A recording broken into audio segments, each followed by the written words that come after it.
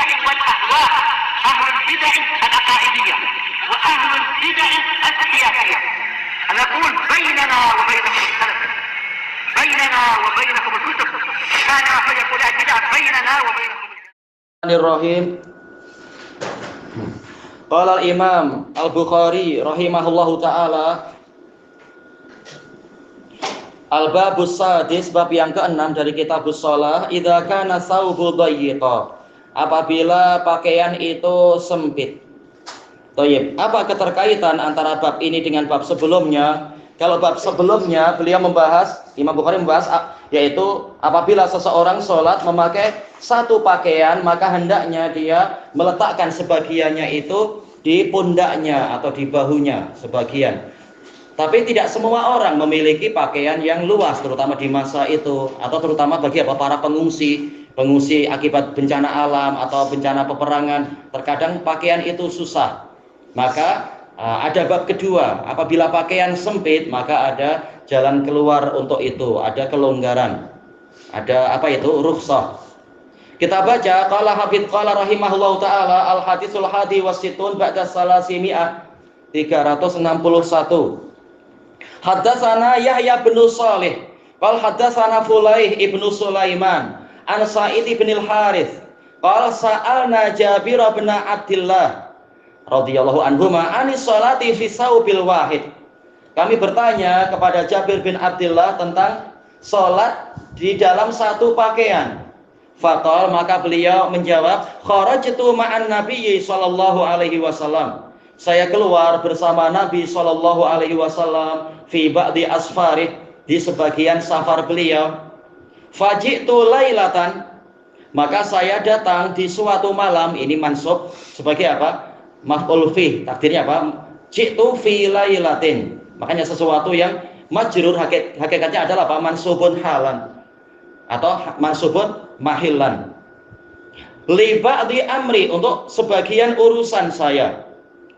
Fawajatuhu yusolli, kemudian saya mendapati beliau sedang sholat. Wa alayya saubun wahid, dalam keadaan saya hanya memakai satu pakaian. Masya Allah ya, perjalanan jauh tapi pakaian hanya satu. Situasi memang serba susah di masa itu. Fashtamaltu bih, maka saya menyelimuti badan saya dengan satu kain tadi. Wa shallaitu ila janibih, dan saya sholat ke sisi Nabi, ke samping beliau. Falamman sharaf, tatkala beliau berpaling, yaitu salam selesai dari sholat, qal masura ya Jabir, yaitu apa yang menyebabkan engkau berjalan di waktu malam wahai Jabir? Fa akhbartuhu bihajati, maka saya mengkabarkan pada beliau tentang hajat saya. Falamma faraq, tatkala saya selesai dari menyebutkan hajat saya, qal ma hadzal istimalul ladzi ra'ait, apa istimal yang aku lihat ini, yaitu engkau menyelimutkan pakaian seperti itu. Qultu kana sauban yakni dhaq, ini pakaian yaitu sempit pakaiannya. Qal fa in kana wasi'an, kalau pakaianmu itu luas, faltahif bih, maka selimutkan, yaitu bukan hanya menutup aurat tapi juga sampai ke badan, menutup bahu, menutup pundaknya. Wa in kana dayyiqa, dan jika sempit, fattazir bih, maka jadikan dia sebagai kain pelikat, yaitu cukup jadi kain sarung untuk menutup antara pusat dengan lututnya itu. Ya karena apa? Karena sempit memang. Nah, kalau lapang maka hendaknya apa? Ada yang menutup bahu dia walaupun hanya satu. Kalau di Malaysia saja ya buka baju solat. Ya, memakai pendapat jumhur bahwasanya memang tidak wajib. Walaupun yang rajih adalah kalau dia pakaiannya cukup dia wajib. Kalau tak cukup ya sudah semampunya, yang penting menutup aurat. Memang ini khilaf. Kalau jumhur mengatakan tidak wajib. Ya. Nah, yang dirajihkan oleh Imam Bukhari adalah tafsil, perincian, sesuai dengan dalil yang kita lewati dan dalil malam ini. Kalau lapang, maka hendaknya apa? Bukan hanya menutup aurat, tapi juga sampai ke pundaknya. Kalau sempit ya sudah cukup untuk apa? Yang menutup auratnya saja. Saya di sini Imam Bukhari meriwayatkan dari guru yang baru pertama kali muncul dari sekian pembahasan kita, yaitu Yahya bin Saleh. Beliau adalah Abu Saleh Asy-Syami, siqah. Tidak banyak hadis beliau, tapi siqah tak masalah. Qala haddatsana Fulaih ibnu Sulaiman, beliau adalah Abu Yahya Al-Madani, saduqun yukhti.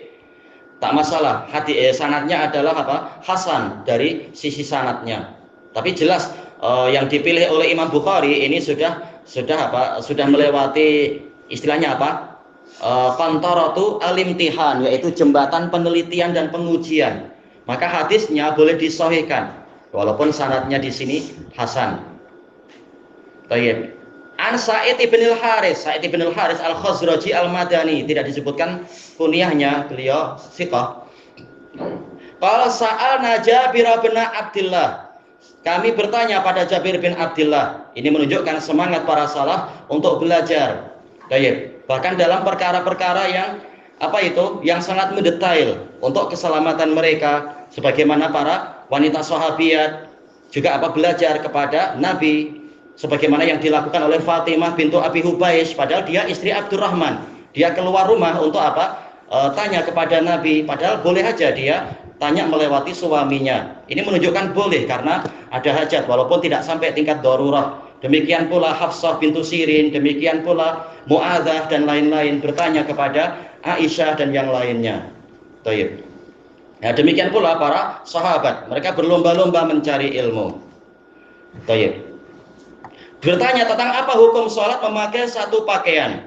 Maka Jabir di sini menyebutkan peristiwa yang dengan itu menjadi hujah yang jelas. Qala kharajtu ma'an Nabi sallallahu alaihi wasallam fi ba'di asfarih. Saya keluar bersama Nabi sallallahu alaihi wasallam di sebagian safar beliau. Dijelaskan oleh Al-Hafidz dengan mengumpulkan sanad-sanadnya ini dalam perang Buwato. Ini adalah termasuk perang pertama yang dialami oleh Nabi Muhammad sallallahu alaihi wasallam. Dijelaskan oleh Al-Hafidz Ibnul Qayyim rahimahullah dalam Zadul Ma'ad, perang Buwat ini terjadinya di bulan Rabiul Awal tahun kedua, yaitu kurang lebih berapa? 15 bulan setelah hijrahnya Nabi, berarti memang tahun kedua. Sebelum terjadinya perang Badar. Berarti apa? Ayahnya Jabir masih hidup dalam perang Buwato itu. Tujuannya adalah Nabi ingin menghadang kafilah dagang orang-orang kufar Quraisy. Tapi ternyata begitu sampai di tempat jalannya mereka sudah lolos. Karena orang Quraisy juga pandai untuk menyelamatkan diri. Faji'tu lailatan li ba'di amri. Kemudian saya datang di suatu malam untuk sebagian urusan saya, datang kepada Nabi. Fawajadtuhu yusolli. Maka saya dapati beliau itu sholat. Ini menunjukkan perhatian Rasulullah pada sholat walaupun sedang safar. Bukan dengan alasan safar adalah madhonnatu al-masyaqqah, berarti bermalas-malasan. Tidak. Ada kesempatan untuk beribadah pada Allah, mendekat kepada Allah. Semakin banyak urusan, hendaknya semakin banyak memohon pertolongan pada Allah. Baik. Tidak mengandalkan kepada ilmu atau pemikiran atau kekuatan sendiri. Wa alayya saubun wahid. Wawunya wawu haliyah. Dalam keadaan saya memakai satu pakaian. Fashtamaltu bih, maka saya menyelimutkan kain tadi ke badan saya. Wa shallaitu ila janibih, dan saya sholat ke sisi badan Nabi. Dan ini ada pembahasan khusus nanti, yaitu untuk makmum yang hanya satu, tempatnya adalah sejajar di sebelah kanan. Sebagaimana itu yang dirojihkan oleh Atok berdasarkan dalil yang banyak.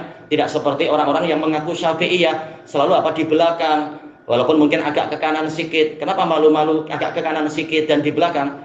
Hadisnya jelas sejajar. Nabi meletakkan Jabir itu di sebelah kanan di dalam hadis-hadis yang sahih. Tatkala datang Jabbar berdiri sebelah kiri, maka Nabi menolak agar mereka berdua kemudian membuat shaf di belakang.